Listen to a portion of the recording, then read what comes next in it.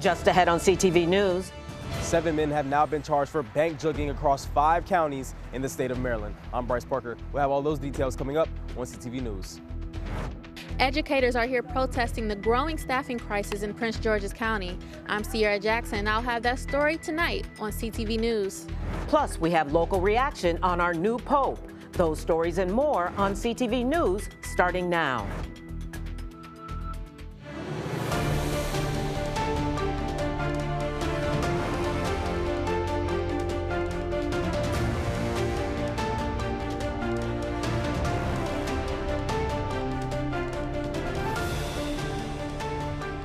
Good evening. This is CTV News for May 9th. I'm Mariah Jalad. Thanks for joining us. Indictments have been handed down in the spree of bank thefts known as juggings across the state, and Attorney General Anthony Brown says no amount of masks, stolen license plates, or vehicles will stop you from being identified by the law. CTV's Bryce Parker is in Bowie with more. So last summer's spree of bank jugging has finally come to an end, with Attorney General Anthony Brown charging a total of 7 individuals, 4 of whom are from Prince George's County, who allegedly stole over $150,000 from at least 34 Marylanders. If you threaten the safety and security of Maryland communities, if you prey upon people in Maryland, you will be identified, apprehended, and prosecuted to the fullest extent of the law. The 7 men who have been indicted range in ages from 25 to 19, all in custody charged with the following crimes: attempted murder, armed robbery, assault, firearms-related offenses, and criminal conspiracy. These 34 armed robberies across Prince George's, Anne Arundel, Montgomery, Charles, and Howard counties took place from August 2023 to July 2024, which law enforcement says it was actually 2 separate crime organizations who are responsible for this reign of terror, targeting victims leaving banks and ATMs with elaborate schemes. During one instance in October 2023, members of the criminal organization were driving in a car and intentionally crashed into a victim's vehicle so that the victim would pull over. Members and associates of the criminal organization subsequently robbed the victim of his personal property when the victim got out of their car to exchange information. Some victims were pistol whipped, shot at, and even in one case bit by the alleged suspects, who carried handguns equipped with binary switches, transforming their ordinary handguns into automatic weapons. And as seen in this picture, the suspects were even boasting about their criminal activity on social media. But now, all 7 of them are awaiting trial. In Maryland, we believe that every resident deserves the right to conduct their daily business without fear of violence or intimidation. When that fundamental right is threatened, we respond with the full force of justice. In case after case, we show that when we work together and combine our resources, we can make a significant impact on public safety. Attorney General Anthony Brown credited the expansion of the state's organized crime unit as a true game changer for this case, allowing for multi-jurisdiction collaboration to take place more efficiently, not just in Maryland, but across state lines. Reporting in Bowie, I'm Bryce Parker, CTV News. And 2 of the 3 victims not from Prince George's were residents of Washington, D.C. The third is from Charles County. And this week is celebrated nationally as Teacher Appreciation Week. However, some teachers in Prince George's County aren't feeling appreciated. Dozens of teachers and school staff members gathered last night to address the school board's inaction and urge it to make teacher retention and recruitment a top priority. Sierra Jackson was outside the Sasser Administration Building as it all unfolded. We feel unappreciated. Feel unappreciated. What do we want? Fair contracts. What do we want it now? Educators are here sounding the alarm about staffing shortages, burnout, and overcrowded classrooms. It may be Teacher Appreciation Week, but they say they do not feel appreciated. I spoke to President of the Prince George's County Educators Association, Donna Christie, on what needs to change. We're dealing with unsustainable workloads and compensation that just doesn't meet the needs of Prince George's County. You can't afford to live here and work here. It takes about 6 years for an early career educator to start earning a living wage in Prince George's County, and that's simply unacceptable. Christie also spoke on how many teachers feel about not being prioritized when they are literally the backbone of education. It makes us feel forgotten and disrespected. You know, we come to the table in good faith with reasonable proposals to solve real problems. And the Prince George's County Public Schools comes back with, let's spend a year studying it. We live it every day. We don't need to study it, right? We can tell you today what the problems are. In fact, we told you on March 4th what the problems were. Superintendent Miller House II released a statement saying the following. Since March of 2025, PGCPS and PGCEA have been engaged in open negotiations to thoroughly consider nearly 40 proposals while balancing looming budget impacts, the needs of our students, and the community at large. While we have reached some tentative agreements, we remain far apart on many issues, a normal part of the ongoing negotiation process. Deanna Gonzalez, who is a product of PGCPS and now a parent and teacher in the school district, says many teachers have left the county due to the extreme competitiveness in pay in surrounding districts like Montgomery and Howard County. We lose people all the time, and I think I can guarantee at least 5 to 10 teachers could probably leave every school, at least every year, just to go to the neighboring county. I'm here because this is my livelihood, this is my passion. And not a lot of people get to say that, and then it does affect my family directly. You could have left. You could have said that I'm going to go somewhere else where they appreciate me, because obviously they don't appreciate me here in Prince George's County. But what you all have decided to do is say that you love and care so much for the community and the children that are in your classroom that you're staying anyway. And instead what they're doing is they're spitting in your face. And we are saying that we are not going to tolerate it. School board meetings are held monthly on Thursdays, and Superintendent Millard House II has invited the public to view the open negotiation sessions on Tuesdays from 5 to 7 p.m. Sierra Jackson, CTV News. And CTV News will keep you updated as this story develops. And yesterday, supporters organized outside of the El Salvador embassy protesting the lack of due process for Kilmar Abrego Garcia. The United States government admitted to mistakenly deporting Abrego Garcia back in March, but the Trump administration refuses to bring him back, alleging he's involved with the criminal organization MS-13.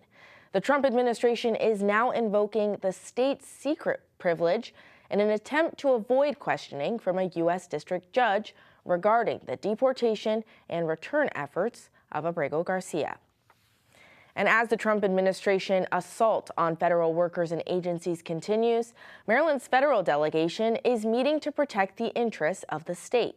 Months after the first layoffs, remaining federal employees still fear their jobs are in danger. Representative Jamie Raskin says the delegation is continuing to fight the unprecedented methods used by the administration to shrink the federal government. We've seen more than 5,000 workers at NIH be pushed out of their jobs. We've seen more than 4,000 federal workers at FDA be pushed out of their jobs. More than 1,000 people at NOAA have been forced out of their jobs, again, through this combination of attacks on probationary employees, illegal RIFs where the rules have not been followed, and then just individual firings. So we're dealing with a very serious situation. Meantime, history in the making. For the first time ever, a U.S.-born priest has been elected pope. Cardinals in Rome chose Chicago-born Robert Prevost as the next leader of the Catholic Church, now Pope Leo XIV. The 69-year-old Augustinian missionary spent years serving in Peru, and in his first message to the world called for peace and a church that builds bridges. And he's already drawing praise here in Maryland. Like everyone else, I was completely shocked. What intrigues me about him is just the diverse experience that he's had that says that he understands the church at a lot of different levels. So we don't have somebody who's spent his whole career doing one thing. And I think that bodes well. And what he's spoken about just in these first few moments that we've got to hear him speak, he's speaking about how everyone is called to embrace this gift of the Lord's love for us. And the message doesn't get any more basic than that. Pope Leo now faces a divided church and a troubled world, with many watching to see how an American pontiff will lead on the global stage. And you're watching CTV News. I'm Mariah Jalad. Still to come. The fight for reparations here in Maryland pushes forward. I'm Katara Jones. I'll have more on that story coming up on CTV News. Welcome to Extra Butter, Please. I'm your host, Sydney Jackson. We kick up. What happened? Where are the lights? Prince George's County Community Television is at risk of being defunded. Hard-hitting local news and creative content will cease to exist. Contact your county council member at 301-952-3700 and tell them to continue funding PGCTV. Prince George's County depends on it. Contact your county council member at 301-952-3700 and tell them to continue funding PGCTV. Prince George's County depends on it. Hi friends, Brad and Brian here from the B&B Movie Review Show, asking for some help. We need you to save CTV. I know you're probably thinking like, look, I've got YouTube, I've got Good Morning America, I've got national news. Well, they don't care about you. We are community television. You need your community television. We are the platform for you. Without community television, you have no one talking about what's going on in your lives, on your streets, around your corners. This is essential programming, and you do not want to just give it up to a national news broadcast. You want your stories being told on your television sets, and CTV is doing that for you right now. So it is imperative that we save Prince George's Community Television. This is your station. So I am telling you to call your county council at 301-952-3700 and demand that Prince George's Community Television is fully funded.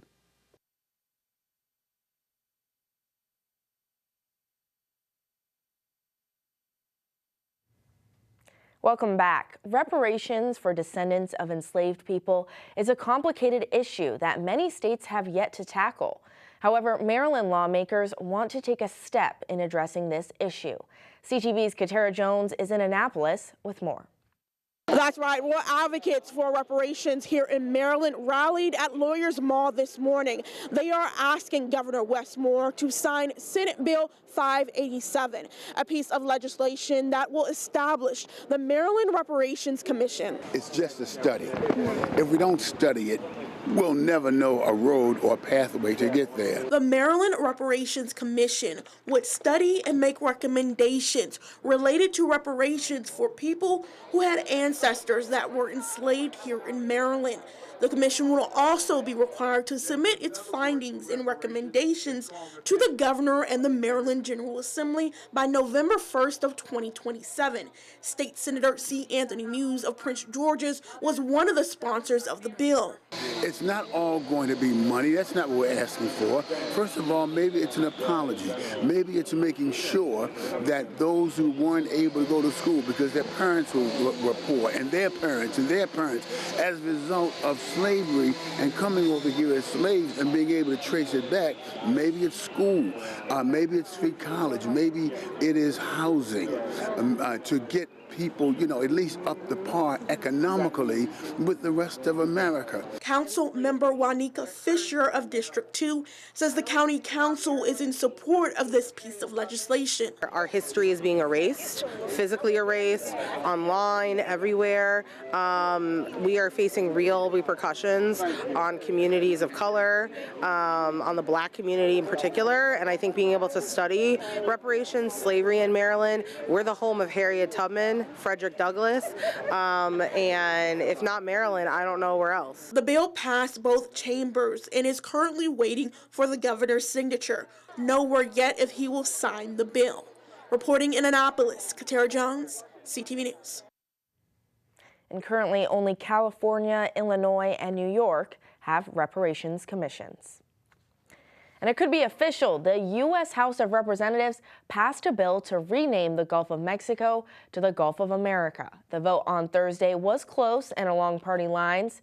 Maryland has 8 members in the House, with 7 Democrats and 1 Republican. 6 of the Democrats voted no on the bill, with the sole Republican, Representative Andy Harris, voting yes. Representative Glenn Ivey did not vote. And President Donald Trump may be leaning toward slashing America's tariffs on China. The president posted on social media this morning saying, quote, 80% tariff on China seems right, up to Scott B., referring to Scott Bessent, the Treasury Secretary. Currently, America's tariff on China is 145%. This potential change comes as trade talks between the United States and China are set to begin. China hit the U.S. back with its own tariff at 125%. And as the county continues to feel the impact from the loss of thousands of federal jobs, County Council member Walla Blagay hosts a resource fair for laid-off federal workers and contractors. The event aimed to provide immediate support for those dealing with hardships, including food assistance, bill support, and access to hiring opportunities through Employ Prince George's. It also served as an opportunity for members of the community to reach out for help. I'm currently still a federal worker, but with upcoming changes or potential changes, I just want to stay ahead of the curve. And I came with my partner who was displaced as a probationary worker. So I always want to have some more outreach and get networked with the community, even if I don't find a place for us here today. I'm meeting a lot of people that are making some big changes and impacts on people's lives. We do recognize now that the job market is tight. A lot of the open jobs that were open when the first group of people started getting laid off are now getting filled quickly. So we are trying to have these quickly so we can catch people at a time of transition. So this will be the first of many. The county unemployment rate reached 3.5% in March, up from 2.2% in March of 2023.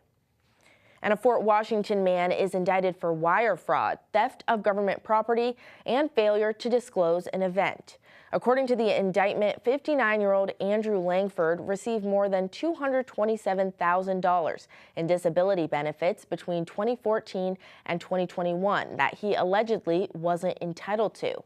Langford allegedly defrauded the Social Security Administration by hiding his ownership and operation of a cleaning and janitorial business to continue receiving disability payments. And WSSC Water's 2026 budget has been approved with a priority on public health investments. The Prince George's and Montgomery County Councils voted unanimously for the $1.8 billion budget. A portion of the budget will go to services like helping homes go lead-free and monitoring PFAS, or forever chemicals. The budget would also have fixed fee raises depending on how much water is used per household, but WSSC Water says its rates compare favorably to other state or national utilities' finances.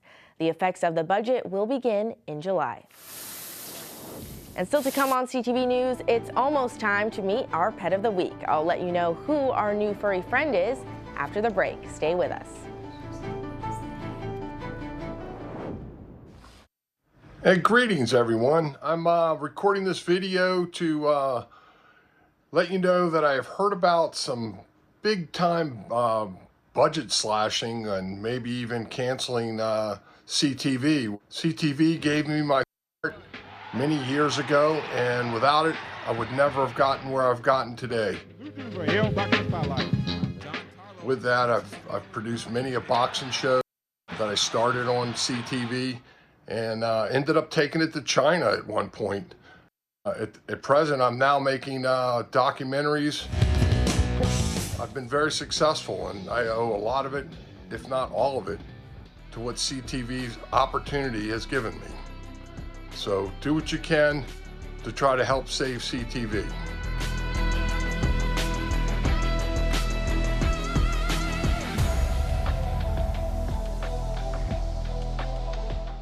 Hello, I'm Eric Fields, the bosses of the Gamma Pi chapter of the Omega Psi Phi fraternity.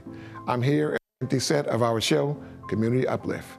The reason there is no one here is because we wanted to show you what it would look like if the Prince George's County government closes down our community television station because of budgetary constraints. Without the station, important information will not be delivered to the citizens of the county. Without the station, there will be no opportunities for our aspiring newscasters, videographers, and television producers to get real-life training from this award-winning television station here in Prince George's County, Maryland. Let the members of the County Council know how important the station is to you, the citizens of Prince George's County. I'm Eric Fields, and I support this station.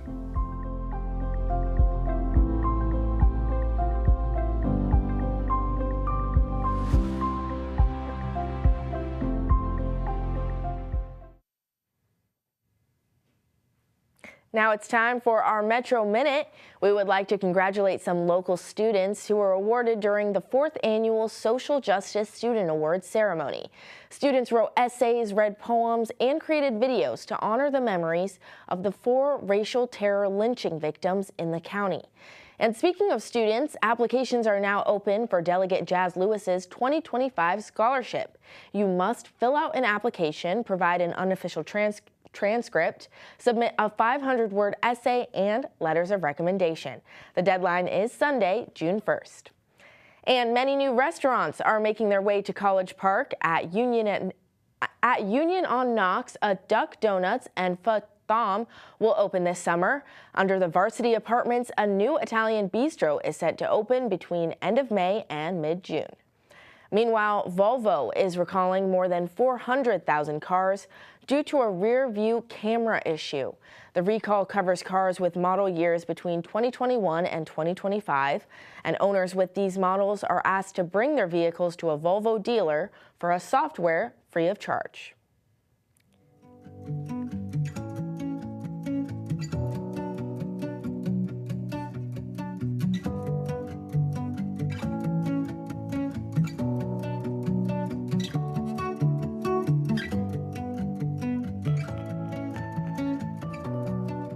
And it's time for our pet of the week. Meet Lucy. She is a 6-year-old cinnamon tabby cat. She's been at the shelter since March 4th. Animal management says Lucy is ready to meow her way into her forever home.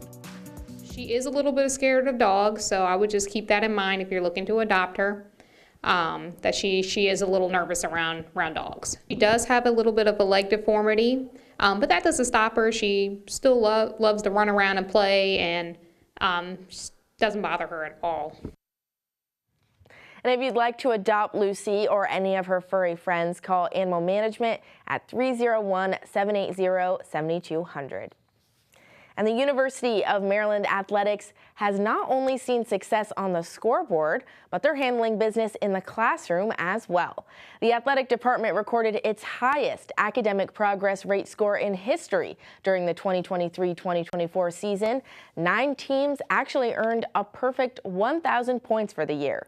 And a special shout out to the women's golf team, who has recorded perfect scores since the 2015-2016 season. Way to go, Terps. And sticking with sports, it's time for our Friday sports page. What's going on today, Simon? What's going on, everybody? And coming up on your Friday sports page, part 2 of my interview with offensive lineman Santana Saunders. Back in a moment. My name is Antonia DeBarros, and I'm a film and television editor, and I got my start as an intern at CTV. Growing up in Prince George's County, Hollywood seemed so out of reach for me. I wouldn't have believed in the possibility of this career before I started working at CTV. CTV has been and continues to be an invaluable resource for our community to gain entry into news, education, and entertainment programming. This year's county budget must include funding for CTV.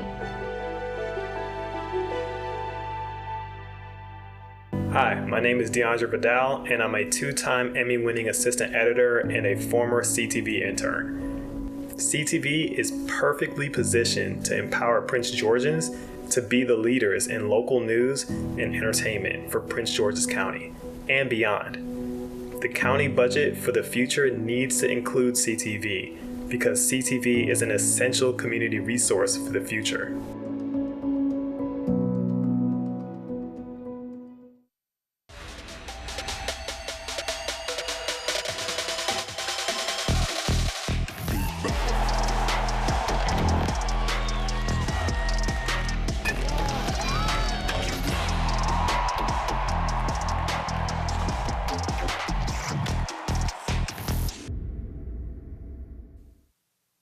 Okay, everybody, it's time for your Friday Sports Page. And today we continue my conversation with offensive lineman Santana Saunders. Take a look.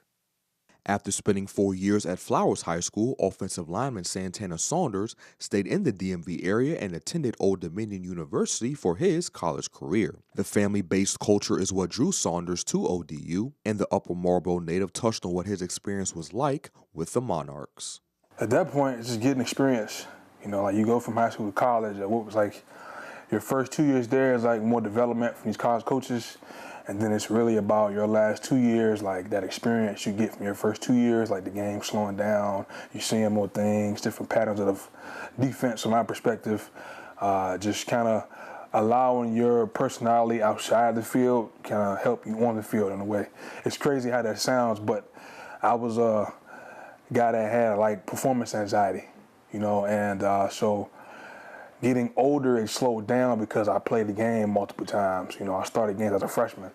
So that kind of helped me as I got older, like propel my way into being this confident guy. After 4 years of donning the blue and silver, Saunders declared for the 2025 NFL Draft. The Washington Commanders and Baltimore Ravens showed interest in the lineman throughout the draft process, but none of them drafted him with one of their picks, and Saunders did wind up going undrafted. But not too long after, a team from the AFC decided to take a chance on him and invited him to their rookie minicamp.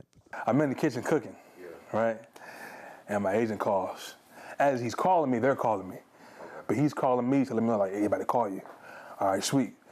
Hang up on him, answer the phone. Hey, man, we decided to bring you in. I'm like, let's do it.